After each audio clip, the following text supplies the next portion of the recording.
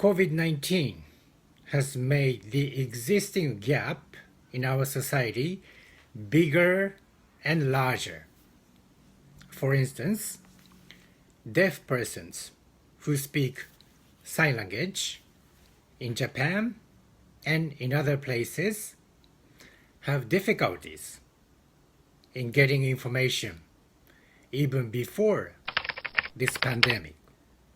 I'm afraid this is also the same for China.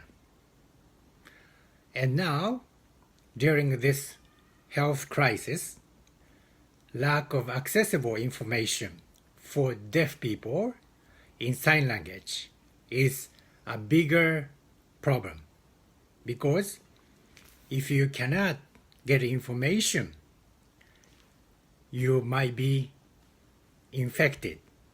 And even when you are infected, you don't know how to ask for your help. So the lack of accessible information, which existed before this pandemic, is now more serious and bigger problem.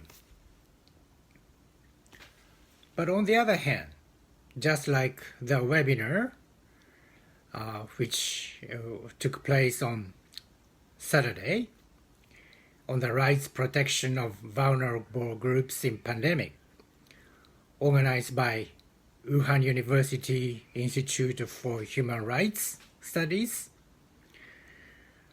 which was great success, we can prove that remote sign language interpretation and captioning is possible and raise awareness on accessibility and reasonable accommodation, even during this pandemic.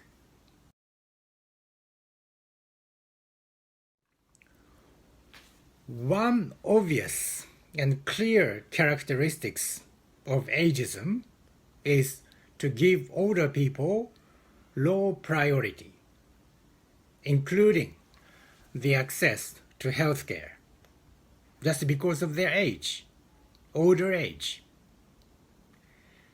It is very unfortunate and also very sad that in some European countries, so many older people have been infected by COVID-19 and died in nursing homes. Now we must ask ourselves if it is a good idea and the right thing to place older people in nursing homes. The United Nations is now considering if a new convention on the rights of persons older people is necessary or not.